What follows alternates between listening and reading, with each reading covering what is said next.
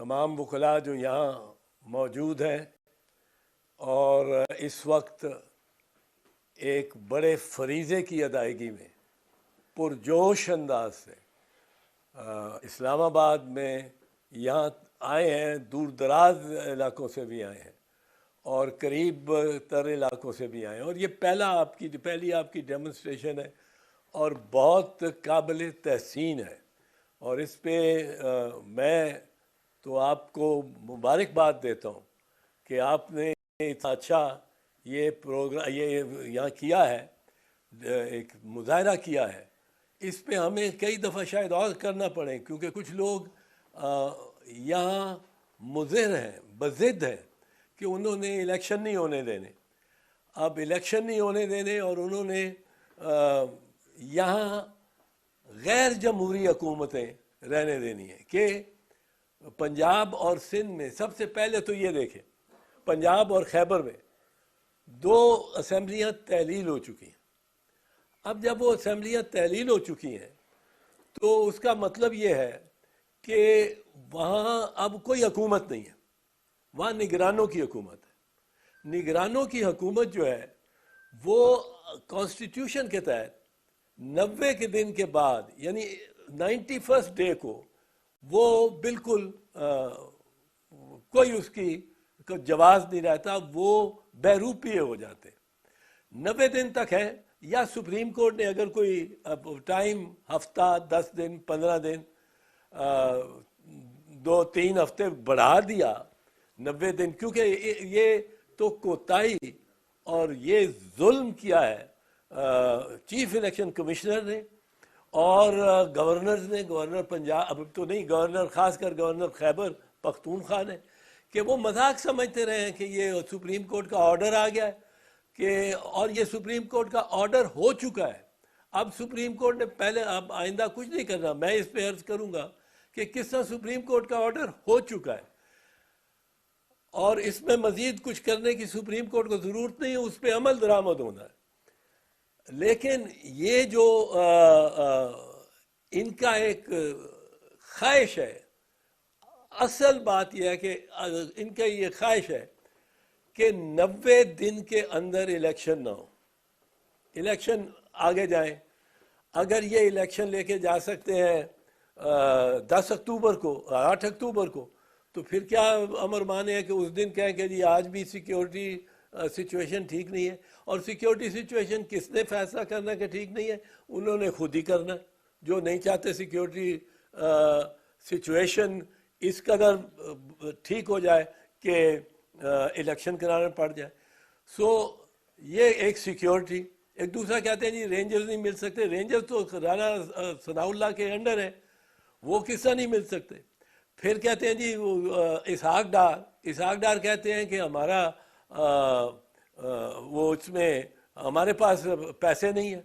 अब इसहाक डार एक साहब हैं जिनके ज़्यादातर असासे बकौल शख्स से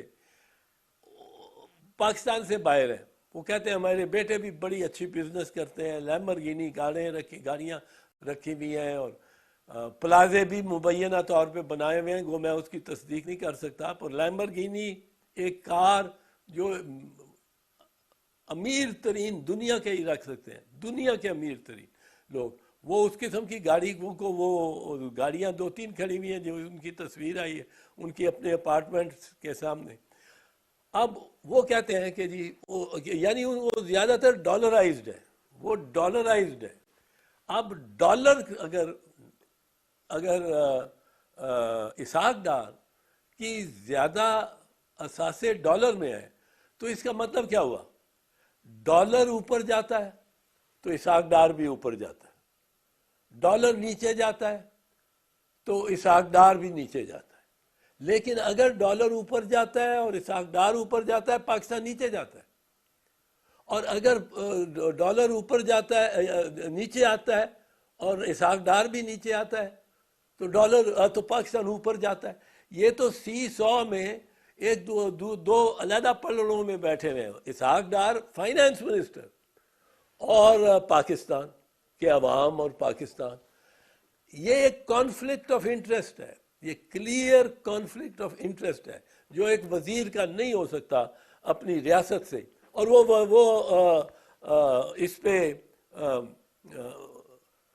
इसी मामले का कि डॉलर रेट क्या हो, उसमें सबसे अहम उसका एक किरदार और हतमी किरदार है।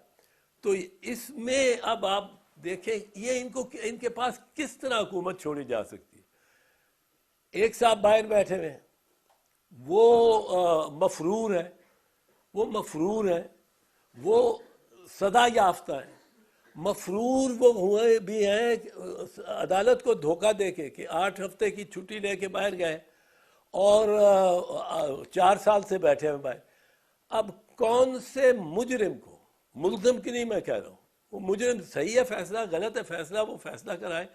कौन से मुजरिम को और किस अदालत ने इस दुनिया में ये दिया, सहूलत दिया कि वो अपने मुल्क से और अदालत के इख्तियार इस समात का जो एक दायरा है उससे बाहर चले जाए? कभी नहीं हुआ।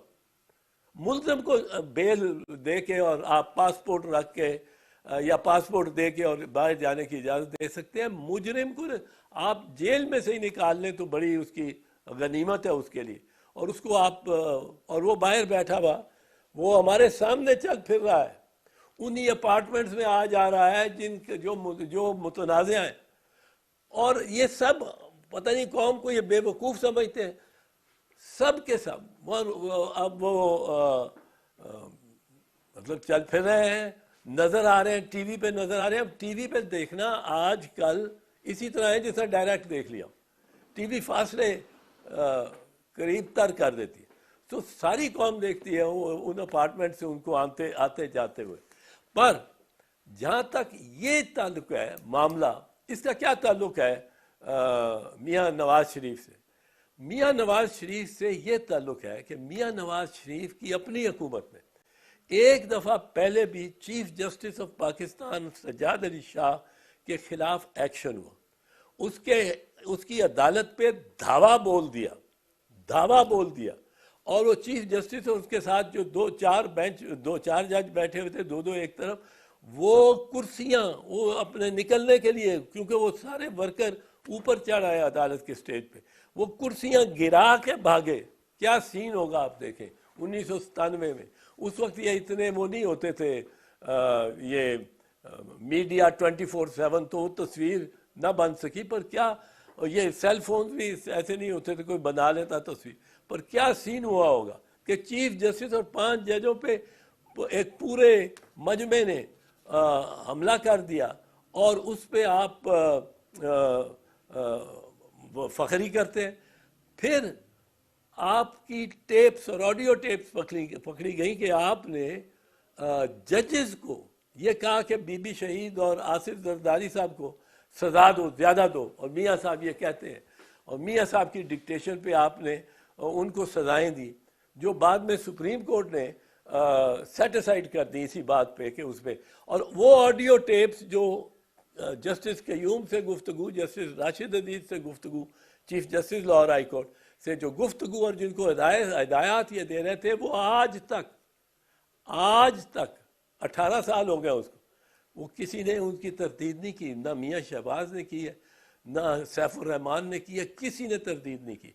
अब देखें यहाँ अब वो रीप्ले कर रहे हैं कि चीफ जस्टिस को निकालना है। चीफ जस्टिस का कसूर क्या है? चीफ जस्टिस का कसूर ये है कि यहाँ 2 सोचें हैं। एक सोच ये है जो जस्टिस मुनीर के वक्त से, चीफ जस्टिस मुनीर से 1950 के अशरे से चली आ रही, और दूसरी सोच है जो आइन के पासदारी की सोच है, और वो जस्टिस AR कॉर्नेलियस जो कि उस वक्त अकलियत में थे, उनके से चली आ रही है। अब जस्टिस मुनीर का क्या की विरासत क्या है कि वो नजरिया ज़रूरत वो नजरिया है जिसके बायस 4 मरतबा पाकिस्तान में मार्शल लॉ लगा और सारी फौज ने सारी हुकूमत संभाल ली, वो नजरिया ज़रूरत क्या है? वो नजरिया ज़रूरत ये बिल्कुल मैं आपके लिए आसान और ये सिर्फ वकला के लिए नहीं, जो बाहर भी बैठे हैं वकला तो समझते हैं इसको। नजरिया ज़रूरत ये बड़ा सादा सा नजरिया। नजरिया ज़रूरत कहता है कि ये ठीक है कि आइन का तकाजा है कि फ़ौज अपनी जगह रहे और मार्शल लॉ ना लगाए, ये इसको इख्तियार ही नहीं। लेकिन ये अब ज़रूरत हो गई, अब ये तो बड़ी अब क्या करें, ये तो ज़रूरत हो गई। तो नजरिया ज़रूरत आइन से गुरेज, आइन से फरार, आइन से तसादम का नजरिया है। और आज जो ये कह रहे हैं कि 90 दिन, वैसे तो 90 दिन होना चाहिए जी, 90 दिन होना चाहिए, पर अगर हम अक्टूबर में भी कर लें तो इसमें क्या फ़र्क पड़ता है? ये एक तरफ है।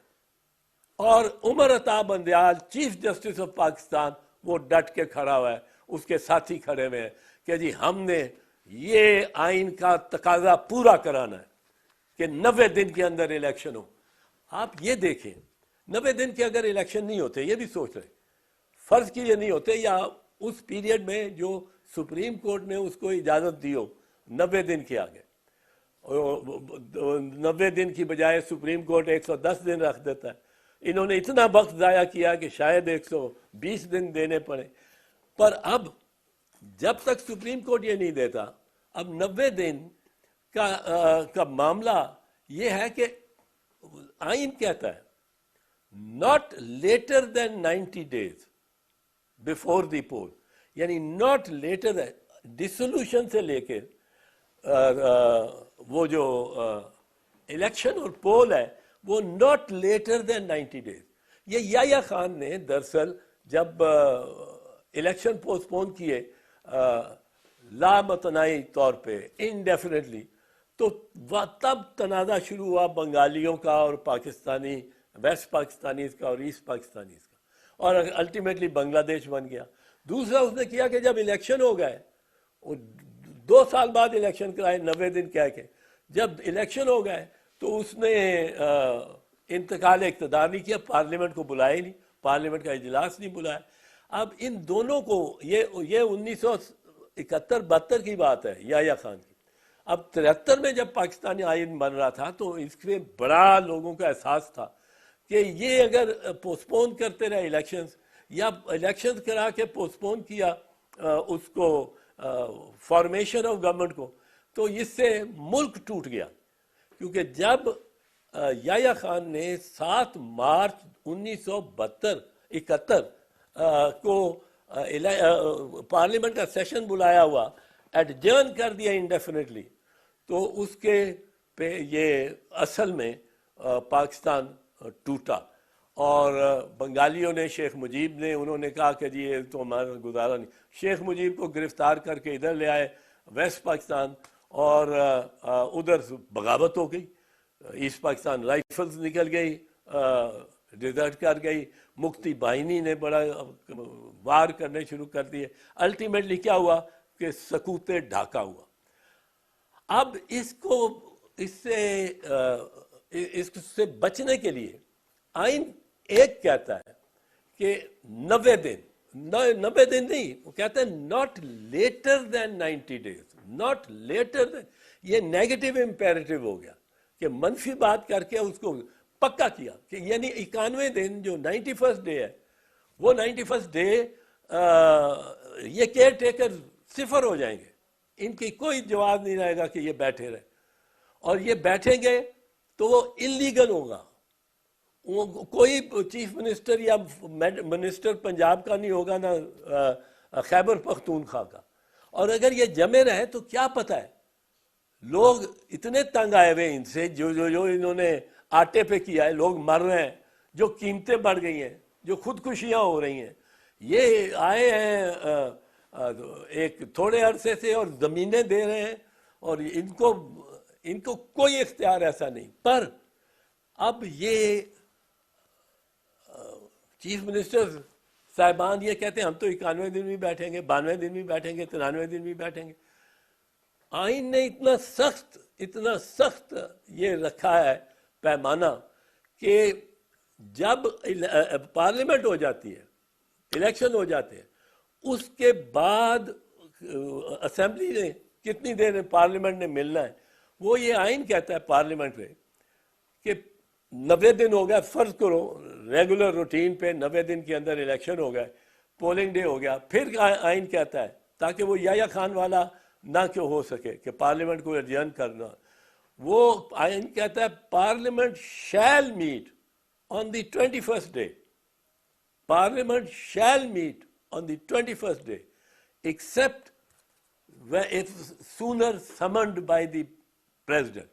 So 21वां दिन हतमी हो गया, अगर प्रेसिडेंट पहले बुला ले तो बुला ले, लेकिन 21वें दिन पार्लियामेंट मिलेगी, एमएनए जाएंगे, पार्लियामेंट में बैठेंगे, स्पीकर को इलेक्ट करेंगे, डिप्टी स्पीकर को इलेक्ट करेंगे, and without any other business prime minister को या चीफ मिनिस्टर को मुंतखब करेंगे। अब ये इतना टाइट शेड्यूल दिया है आइन ने, और आप कहते हैं कि जी अगर ये 5-6 महीने आगे भी चला जाए तो इसमें कोई हर्ज नहीं है। आप लेके जाना चाहते हैं उन दिनों पे जिस दिन सितंबर में चीफ जस्टिस उमर अता बंदयाल भी रिटायर हो गया और टेन्योर जो है सदर अलवी का भी ख़त्म हो गया। सदर अलवी का मैं बताऊंगा टेन्योर नहीं ख़त्म होगा, ये उनके ये उस वक्त तक जाएगा जब तक इलेक्टेड प्रेसिडेंट उनको रिप्लेस नहीं करता। और इलेक्टेड प्रेसिडेंट कब रिप्लेस करेगा? जब वो इलेक्टोरेट कंप्लीट होगा, जब पंजाब और सरहद के खैबर के इलेक्शंस हो चुके होंगे, जब उनके इलेक्शंस हो चुके होंगे, फिर ये आप सदर का इलेक्शन होगा। And article 44 says the president shall continue to hold the office until his successor takes over. So ये इनको इलेक्शन अलवी के सदर अलवी के तहत ही कराने पड़ेंगे। पर बहरहाल इसके बाद जो मैंने एक सवाल ये किया है कि ये 3-2 का जो फैसला है ये हतमी है कि नहीं, इसके बारे में मैं ज़रा फिर आ जाता हूँ, ताकि ये एक मामला सारे कहते हैं जी ऐसा इन्होंने फैलाया कि 9 मेंबर बेंच, 9 से 7, 7 से 5, 5 से 3, ये कैसे हुआ? 9 नंबर बेंच से 2 निकल गए जाजुल हसन और नकवी साहब, फिर 2 निकल गए अथर मिन अल्लाह और याया अफरीदी। किसी ने उनको बंदूक रख के नहीं निकाला, अपनी मर्जी से निकले, अपनी मर्जी से निकले। और 9 मेंबर जजेस ने ये खुद सिफारिश की चीफ जस्टिस के आगे कि आप एक नया बेंच कॉन्स्टिट्यूट करें। अब वो बेंच उन्होंने जब कॉन्स्टिट्यूट किया वो 5 मेंबर बेंच था। अब 9 से 7 से 5 मेंबर बेंच में कौन कौन थे? 5 मेंबर बेंच में 2 तो इख्तलाफ करने वाले थे, मंदोखेल साहब और मंसूर अली शाह साहब, और 3 थे जिन्होंने मेजॉरिटी जजमेंट दी और वो जो चीफ जस्टिस ने लिखी। अब ये मेजॉरिटी जजमेंट जो है ये हतमी हो चुकी है। ये सुप्रीम कोर्ट का फैसला है 1 मार्च 2023 का, जिसने इम्प्लीमेंट होना है। अब कोई इसमें कोई नहीं आ सकता कि ये आए फुल कोर्ट आए। फुल कोर्ट आए तो क्या करेगा? फुल कोर्ट आए तो क्या करेगा? फुल कोर्ट कोई है ही नहीं, कोई मामला ही नहीं रह गया। सिर्फ मामला ये है इस वक्त कि इम्प्लीमेंट सुप्रीम कोर्ट के फैसले ने किस तरह होना है और किसने करना है। अब ये मामला है सिर्फ। अब जो सुप्रीम कोर्ट का फैसला 1 मार्च का मैं अर्ज कर चुका हूँ, उस पर ये एम्फसाइज करना बड़ा ज़रूरी है। मैं वो पहले अर्ज कर चुका हूँ, पर मैं मुख्तसरन ये अर्ज करूँगा कि आप उनको याद होगा मैंने अर्ज किया कि उसका पहला जुमला जो है ये 5 मेंबर बेंच का फैसला है जो कि 3-2 से होता है, और पहला जुमला है by a majority of 3 versus 2 हम ये फैसला दे रहे हैं। अब ये इस पे 5 ने दस्तखत किए, 5 ने दस्तखत किए।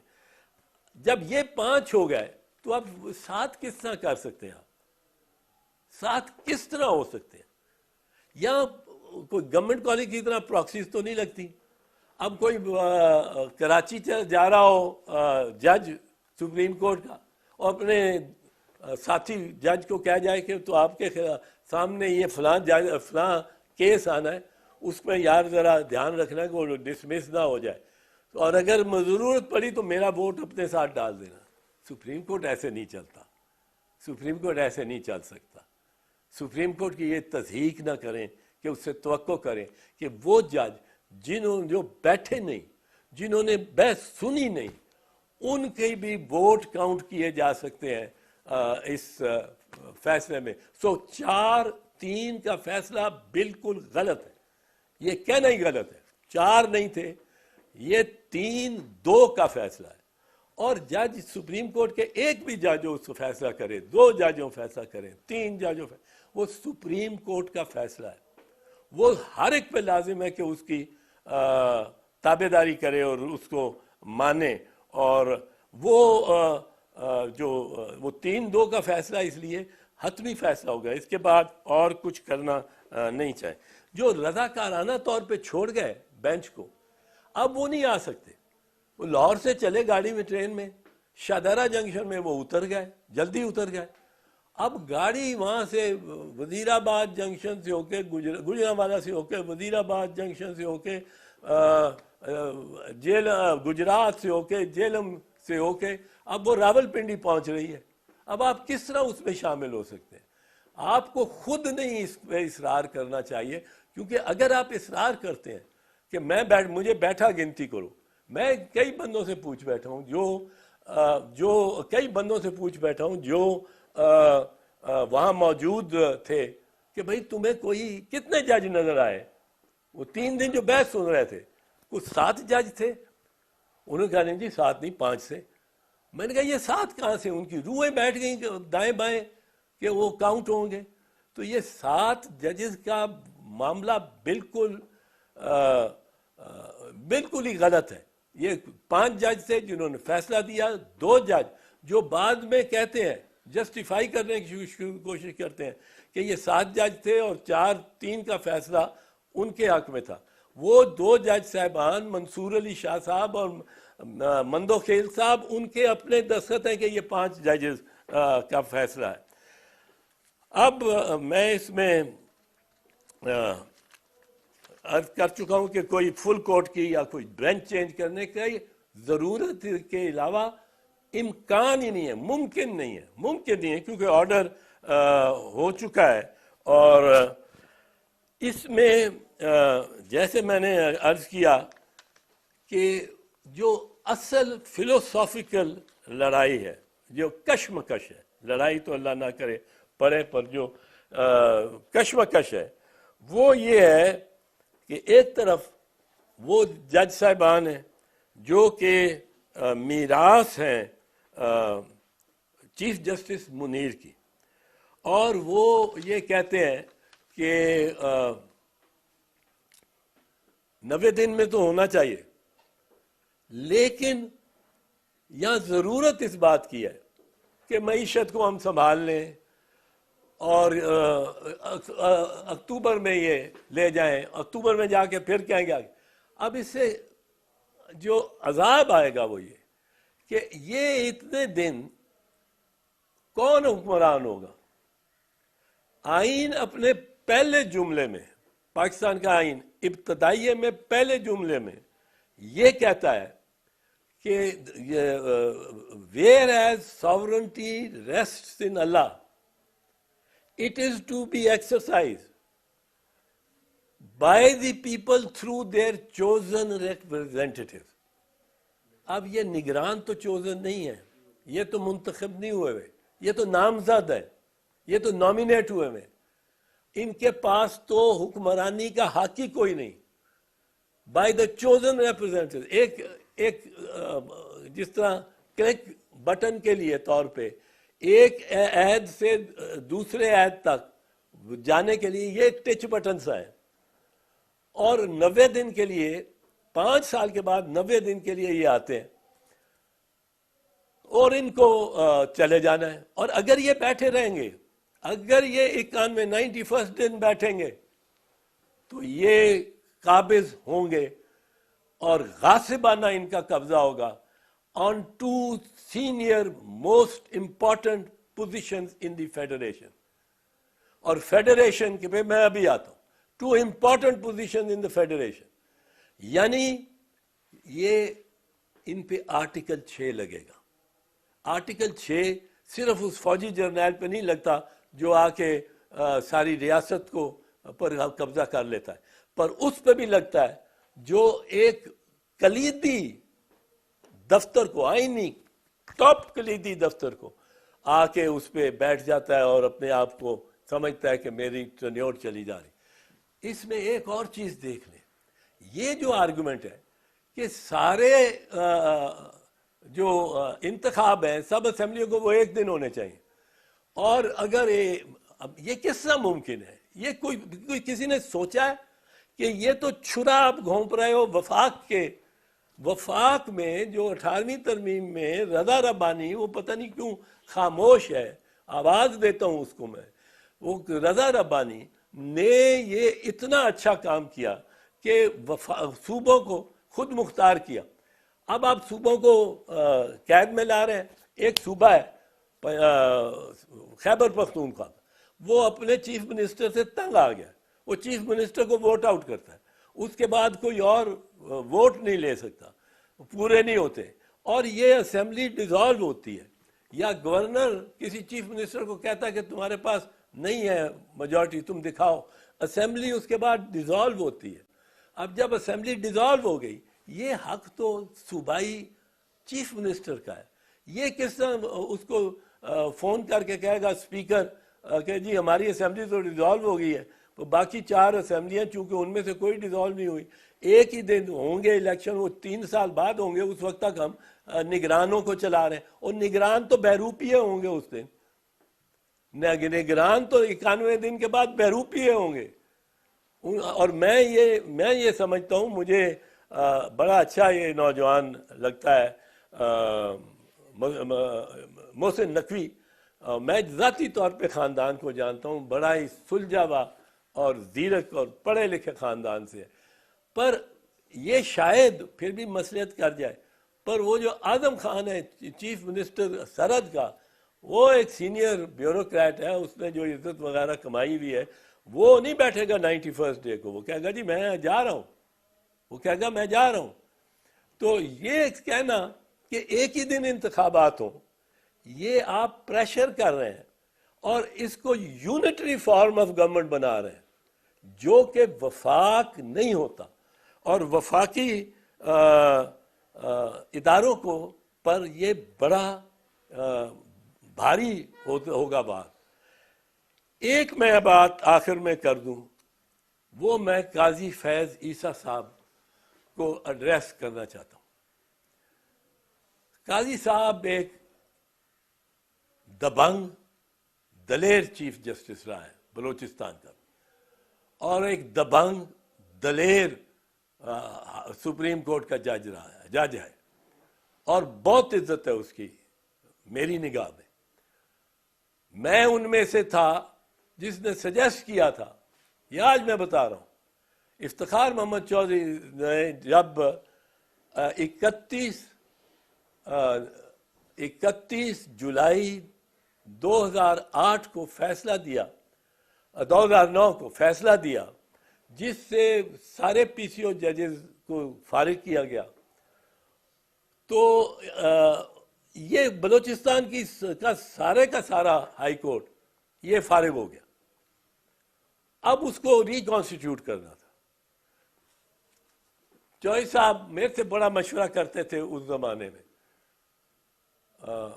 बहुत मशवरा करते थे। मैंने इनको कहा कि काजी ये ईसा जो फैज ईसा जो है, इसको मैं जानता हूँ, मिला हूँ, थोड़ा मिला हूँ, पर बड़ा सुलझावा आदमी है और वकील है, और उसका एक नाम है, उसका एक ख़ानदान है, उसका एक शजरा है, फ़ख्र करते हैं पाकिस्तान जिस पे, उसको आप चीफ जस्टिस ले लें आपने डायरेक्ट। चीफ साहब जरा ये घबराते थे कि डायरेक्ट कैसे लूँ। मैंने कहा तुफैल अली अब्दुल रहमान चीफ जस्टिस हुए थे सिंध हाई कोर्ट के, the best of the Sindh high court जजेस, अमंग द बेस्ट। और मंजूर कादिर साहब, शेख मंजूर कादिर साहब लाहौर के चीफ जस्टिस डायरेक्टली हुए थे, सीधा ही। तो इसको भी करें, ही डिजर्व्स इट। और ये बने, और इन्होंने, मैं I am proud of it, मेरे खिलाफ भी एक आध फैसला किया पर बहुत अच्छा फैसला और दलेराना। इन्होंने फैजाबाद धरने पे जो फैसला किया, इन्होंने तिलोर की हंटिंग पे जो फैसला किया, वो सिविल सोसाइटी भी उनको एक्सेप्ट करती है। और बड़ा हमारे लिए हौसला अफजा ये फैसले थे कि ये एक इंडिपेंडेंट जज के फैसले थे। मैं अब कहना चाहता हूँ काजी साहब, ये उमर अताब बंदयाल के पर नहीं काटे जा रहे, ये आपके पर भी काटे जा रहे। ये जानते हैं, ये बड़े खुश हैं, मुतमईन है कि जब पर काटेंगे उमर अताब बंदयाल के तो काजी साहब भी आएगा, और उसके पर काटने काजी साहब के ज़्यादा ज़रूरी होंगे। उमर तो फिर किसी हद तक रेस्ट्रेंट का आदमी है, आप तो फुल जुरिस्डिक्शन को इस्तेमाल करने के और जुरिस्डिक्शन को एक्सपैंड करने वाले जज हैं, जो कि जज में खूबी समझी जाती है, जज में खूबी समझी जाती है। तो आप ये देखें कि आपको ये जो जंजीरें आज बांधी जा रही हैं चीफ जस्टिस ऑफ पाकिस्तान के पैरों में, ये आपको विरसे में मिलेंगी। और आप जैसा जज अगर इतना कंस्ट्रेंट और लिमिटेड हो गया तो वो उसका बड़ा नुकसान होगा पाकिस्तान को और कौम को। आप इसमें ना, इस ट्रैप में ना आए, और आपके दोस्त भी इस ट्रैप में ना आए। उनमें से ऐसे लोग हैं जो मैं सोचता हूँ कभी नजरिया ज़रूरत के साथ नहीं खड़े हो सकते, लेकिन दानिस्ता और गैर दानिस्ता तौर पे वो इस वक्त नजरिया ज़रूरत के खिलाफ और चीफ जस्टिस मुनीर की विरासत में खड़े हैं, वारिसों में खड़े हैं। और जबकि उमर अताब बंदयाल, और आपको उसके साथ होना चाहिए, उमर अताब बंदयाल इस वक्त इस बहस में वो खड़ा है आईन के साथ, और वो वारिस है जस्टिस AR कॉर्नेलियस का। यहाँ ये हमें प्रॉब्लम है। अब एक आखिरी बात मैं आपसे कर दूं और उसके बाद मैं आपसे नारा लगवाना चाहता हूं। मैंने ये कह चुका हूं, मैं ये कह चुका हूं, मुझे यकीन है, मुझे उम्मीद है कि इस मामले में चीफ जस्टिस ऑफ पाकिस्तान और उसके साथियों का वुकला पैरा देंगे, वुकला पैरा देंगे, पाकिस्तान के वुकला। हम नजरिया ज़रूरत को दोबारा आ जाने और मुल्क पे राज करने, नजरिया ज़रूरत के तहत अयूब खान का मार्शल लॉ जायज़ करार दिया गया, नजरिया ज़रूरत के तहत याह्या खान का मार्शल लॉ, ज़ियाउल हक का मार्शल लॉ, मुशर्रफ का मार्शल लॉ, ये फौज की हुक्मरानी को नजरिया ज़रूरत के तहत कि जी है तो गलत पर अब ज़रूरत है। इस नजरिया ज़रूरत के हम खिलाफ हैं, हम खिलाफ खड़े हैं। और वुकला पाकिस्तान के कोने कोने के हर बार के ये वो इस बस्ती में रन पड़ता है, इस रन पड़ता है हर बस्ती बस्ती नगर नगर, हर बस्ते घर के सीने में, हर चलती राह के माथे पर। हमने इस मामले को अगर ज़रूरत पड़ी तो हर चलती राह और हर घर के सीने में लेके जाना है, क्योंकि वुकला जिंदा है, वुकला जिंदा है। नारा लगाएं, पाकिस्तान के वुकला जिंदा है। अब जारी रखें।